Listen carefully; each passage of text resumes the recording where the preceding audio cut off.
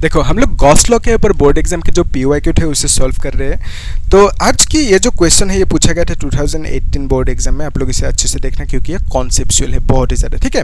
एक क्या ही बोलो, कॉमेडी बोल सकते हैं, ठीक है। ये जो क्वेश्चन है इसमें एक डायग्राम दे के रखा है, इस डायग्राम को देख के लोग कॉन्फ्यूज हो जाएंगे, ठीक है। डायग्राम इस तरह से है, एक स्क्वायर है, ठीक है। यहाँ से यहाँ तक की जो डिस्टेंस है दैट इज d/2 है ना। तो यहाँ पे ये क्यू है, फिर यहाँ से यहाँ तक की जो डिस्टेंस है दैट इज d दे के रखा है, यहाँ से यहाँ तक की डिस्टेंस d दे कर, तो बेसिकली एक स्क्वायर है। तो जब मैंने इस डायग्राम को देखा मेरा दिमाग खराब हो गया। क्यों? सिर्फ डायग्राम को देखा था, क्वेश्चन नहीं पढ़ा था। तो यहाँ पे देखो, यहाँ से यहाँ तक की d है, सो यहाँ से यहाँ तक कितना होना चाहिए? यहाँ से यहाँ तक d/2 होना चाहिए। सो इसका मतलब यहाँ से यहाँ तक d/2 होना चाहिए ना। सो यहाँ से यहाँ तक इन लोगों ने d/2 लिख दिया। मैंने क्वेश्चन नहीं पढ़ा, दिमाग खराब हो गया। तो फिर मैंने क्वेश्चन पढ़ा, समझ में आया कि ऐसा एक्चुअल में नहीं है। तो इस टाइप का डायग्राम देखोगे तो कंफ्यूज हो ही जाओगे, है ना। तो मैं इसको सिंपल ऐसे आप लोगों को दिखा देता हूँ कि ये जो स्क्वायर है एक्चुअली जो क्वेश्चन है उसको पढ़ लेते हैं। पहले क्वेश्चन में क्या पूछा? डिफाइन इलेक्ट्रिक फ्लक्स, ठीक है। सो इलेक्ट्रिक फ्लक्स जो डेफिनेशन है आप लिख सकते हो, आप लोग बोलना मुझे कमेंट सेक्शन में। फिर क्या बोला? इज इट ए स्केलर और ए फैक्टर क्वांटिटी? तो इलेक्ट्रिक फ्लक्स स्केलर क्वांटिटी है, फैक्टर क्वांटिटी है, उसको कैसे समझोगे?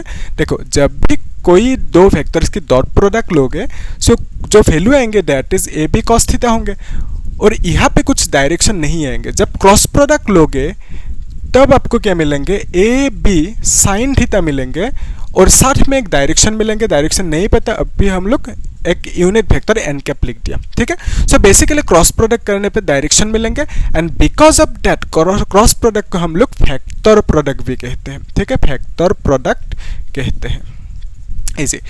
इसमें डायरेक्शन नहीं आएंगे, सो बिकॉज ऑफ दैट इसको डॉट प्रोडक्ट को हम लोग कहेंगे scalar product, okay, scalar product.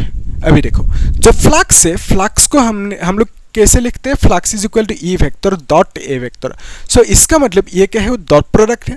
तो डॉट प्रोडक्ट होने से हम लोग इसे कह सकते हैं this is a scalar product, यानी जो फ्लक्स होंगे फ्लक्स, तो flux is a scalar quantity, okay, scalar quantity आप कह सकते हो। वही पूछा आपको कि फ्लक्स फैक्टर है या स्केलर है, आप बोलोगे flux is a scalar quantity. फिर क्या बोला आपको? A point charge q is at a distance of d/2 directly above the center of a square of side d as shown in figure। तो इस फिगर को नहीं देखना, कॉन्फ्यूज हो जाओगे, मैं अच्छे से बना दूंगा। Use Gauss law to obtain the expression for the electric flux through the square, okay. So कितना होंगे मतलब वो निकालने दे आपको कि गॉस लॉ की मदद से निकालना है एक्सप्रेशन किसकी? इलेक्ट्रिक फ्लक्स की। तो बेसिकली हमें इलेक्ट्रिक फ्लक्स कितना होंगे वो फाइंड आउट करने दे, ठीक है। तो ध्यान से देखना इसे। एक्चुअली क्या है सिनारियो कि ये जो स्क्वायर है इसको आप लोग ऐसे इमेजिन करो, दिस इज द स्क्वायर, ठीक है। अभी ऐसे है ना स्क्वायर, इसको ऐसे इमेजिन करो, ऐसे है बोर्ड पे, ठीक है। तो कैसे ड्रॉ करेंगे? इसको हम लोग ड्रॉ कर सकते हैं इस तरह से, ठीक है। इस तरह से हमने इसको ड्रॉ किया। सो यहाँ से यहाँ तक डिस्टेंस कितना होंगे? डी, ये भी डी होंगे, है ना। सो यहाँ से यहाँ तक की डिस्टेंस जो है इसको बोला d/2, ओके। और इस पॉइंट पे एक चार्ज रखा, उसका वैल्यू कितना है? क्यू। आया समझ में? अभी इजी है। तो डायग्राम को ऐसे ड्रॉ करना था, लेकिन इस तरह से ड्रॉ कर दिया कॉन्फ्यूज करने के लिए, क्या ही है उन लोगों को, है ना। अभी देखो, इस केस में हम लोग क्या करेंगे? हमें क्या करना है? इलेक्ट्रिक फ्लक्स निकलना है। किसकी मदद से? गॉस लॉ की मदद से। तो उसके लिए आपको एक कॉन्सेप्ट समझना होगा। कॉन्सेप्ट क्या है कि लेट्स कंसीडर ये एक ग्लास है, ठीक है, जो पानी पीते हो ग्लास है, ओके। सो नीचे ये बंद है ना, ये बंद है, और ऊपर अभी क्या है? ओपन है, ठीक है।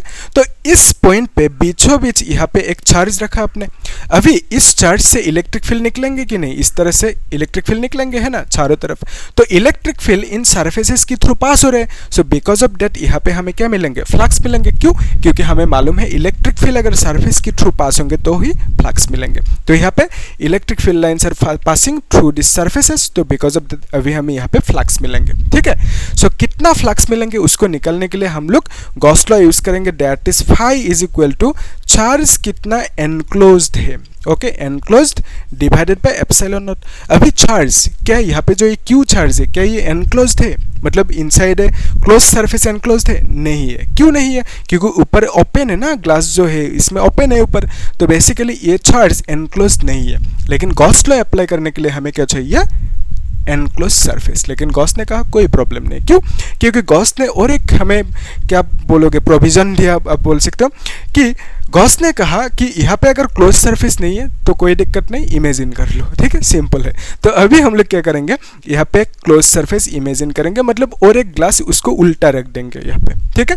और यहाँ पे ये ढक्कन है, मतलब जो ग्लास की बॉटम है इसे मान लो, तो इसको बेसिकली ग्लास को उल्टा यहाँ पे रख दिया। अभी देखो ये भी क्या बन गया, क्लोज सिलेंडर बन गया है ना। और यहाँ पे अंदर होलो है, तो यहाँ पे ऊपर भी ढक्कन है नीचे भी है, तो बेसिकली एक क्लोज सिलेंडर बन गया। अभी इस सिलेंडर के अंदर क्यू चार्ज है, तो इस चार्ज से ऐसे इलेक्ट्रिक फील्ड निकलेंगे कि नहीं, चारों तरफ निकलेंगे। तो यहाँ पे सरफेसेस के through electric field lines pass हो रहे हैं, तो हमें यहाँ पे फ्लक्स मिलेंगे। फ्लक्स निकलने के लिए गॉस ने कहा charge enclose divided by epsilon naught. अभी चार्ज एनक्लोज कितना होंगे, that is Q divided by epsilon not कर दो, तो हमें क्या मिलेंगे, फ्लक्स मिलेंगे। लेकिन ऐसे रख देने से गलत हो जाएंगे। क्यों गलत होंगे, क्योंकि ये जो पोर्शन है ये तो हमें क्वेश्चन में नहीं दिया है ना, हमें सिर्फ क्वेश्चन में ये दिया ना हाफ पोर्शन, तो ये हाफ प्लस हाफ मिलके फुल बन गया कि नहीं। तो यहाँ पे हमें ये जो आधा ऊपर की हिस्सा नहीं दिया था, सो इसके लिए भी प्लस इसके लिए भी, दोनों के लिए हमें इतना सा मिला फ्लक्स, लेकिन हमें चाहिए इस हाफ पोर्शन के लिए, सो हम लोग यहाँ पे 2 से डिवाइड करेंगे। सो बेसिकली जो फ्लक्स मिलेंगे that is Q by 2 epsilon naught. Easy, तो जो क्वेश्चन में देकर रखा था उसके लिए फ्लक्स कितना मिलेंगे, Q by 2 epsilon naught. Easy है। अभी इस केस में क्या होंगे, इस केस में ये तो ओपन सरफेस है, तो ये जो चार्ज है ये यहाँ पे है, क्या हम लोग यहाँ पे गॉस लॉ अप्लाई कर सकते हैं। गॉस लॉ की अकॉर्डिंग हम लिख सकते हैं flux is equal to charge. Okay, charge को हमने क्यू लिखा और यहाँ पे एनक्लोज्ड कितना है charge divided by epsilon not. Okay, क्या हम अभी इस फॉर्मूला को यहाँ पे अप्लाई कर सकते हैं, आंसर इज नो। क्यों, क्योंकि ये ओपन सरफेस है, तो हमें क्लोज सरफेस चाहिए। तो गॉस ने क्या कहा, इमेजिन कर लो, कोई दिक्कत नहीं, क्लोज नहीं है तो क्या हुआ, इमेजिन करो। तो यहाँ पे हम लोग एक क्यूब इमेजिन करेंगे, ठीक है। तो इस तरह से अभी कितना सरफेसेस इमेजिन करना होगा, एक तो देकर रखा, एक क्यूब में 6 सरफेसेस, तो हम लोग बाकी 5 सरफेसेस यहाँ पे हम लोग इमेजिन करेंगे इस तरह से, ठीक है। तो हमने यहाँ पे इमेजिन किया अदर 5 सरफेसेस, फाइन। अभी देखो इस केस में ये जो चार्ज है ये सेंटर पे है, ठीक है, इसे मान लो ये सेंटर पे है, तो ये जो चार्ज है अभी एनक्लोज हो गया जस्ट लाइक दिस केस, तो यहाँ पे चार्ज एनक्लोज हो गया।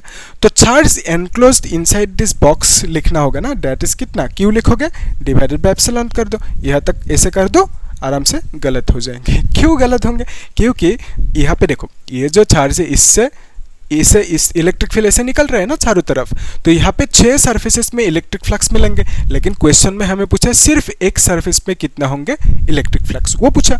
तो यहाँ पे 6 सरफेसेस के लिए electric flux is Q by epsilon naught. So एक सरफेसेस के लिए कितना होंगे, उसके लिए हमें 6 से डिवाइड करना होगा, ठीक है। So basically total flux through this setup, ये जो सरफेस है स्क्वायर है, अब क्या लिखोगे, Q by 6 epsilon naught. Easy है, so this is the answer. यहाँ तक देख लो क्लियर है कि नहीं। तो अगर आपको अच्छे से समझ में आए तो आप लोग क्या करना, इस क्वेश्चन को होमवर्क करना, ठीक है। अगर इसको होमवर्क कर पाए तो इसका मतलब ये सब क्लियर है ना। तो हम लोग एक काम करेंगे नेक्स्ट क्लास में, जो क्वांटिटीज़ है ना, जैसे कि इलेक्ट्रिक फ्लक्स, फिर जो डायपोल मोमेंट, टॉर्क, ये सब जो क्वांटिटीज़ है, इलेक्ट्रिक फील्ड, फिर ये सब जितना भी क्वांटिटीज़ है पहला चैप्टर में, उन सब क्वांटिटीज़ के हम लोग नेक्स्ट क्लास में एसआई यूनिट निकालेंगे, फिर डायमेंशनल फार्मूला निकालेंगे, ठीक है। क्योंकि इसमें से क्वेश्चन पूछते ही है, ठीक है, 1 मार्क या 2 मार्क 3 मार्क के लिए पूछे जा सकते हैं। सो लास्ट ईयर या उससे प्रीवियस ईयर में पूछा था इलेक्ट्रिक फ्लक्स की डायमेंशनल फार्मूला, ठीक है। तो इस तरह से क्वेश्चन पूछते हैं, हम लोग देखेंगे, सब कुछ क्लियर करेंगे चैप्टर वाइज। तो हम लोग क्या कर रहे हैं, पहले टॉपिक को समझा, फिर topic wise board exam JEE की PYQ सॉल्व किया, ठीक है। सो इस तरह से अब अगर आप इस स्ट्रेटेजी पे पढ़ोगे तो आप सब कुछ क्लियर कर सकते हो, ठीक है। तो पहले टॉपिक, फिर क्वेश्चन में भी कॉन्सेप्ट समझा हमने, है ना। तो बेसिकली हम लोग इस तरह से बाकी चैप्टर को भी कंप्लीट करेंगे। तो आप लोग मुझे बोलना कमेंट सेक्शन में कैसा लगा, ठीक ठाक लगा या नहीं, इस प्रोसेस के हिसाब से आप लोगों को एडजस्ट हुआ कि नहीं वो मुझे बोलना, ये सुइटेबल है कि नहीं आपके लिए, अच्छा लगा कि नहीं, आप लोग बोलना मुझे कमेंट सेक्शन में, ताकि मैं भी थोड़ा सा मोटिवेट हूँ, ठीक है। और कुछ आइडिया है तो शेयर कर सकते हो कि किस तरह से पढ़ाने से आप लोगों के लिए और ज़्यादा इफेक्टिव होंगे, ठीक है। तो हम लोग देखेंगे आगे बाकी चीज़ें, नेक्स्ट चैप्टर को भी शुरू करेंगे, ठीक है। तो आप लोग क्या करना, चैनल को सब्सक्राइब करना, लाइक करना और शेयर कर देना, ठीक है। Thank you.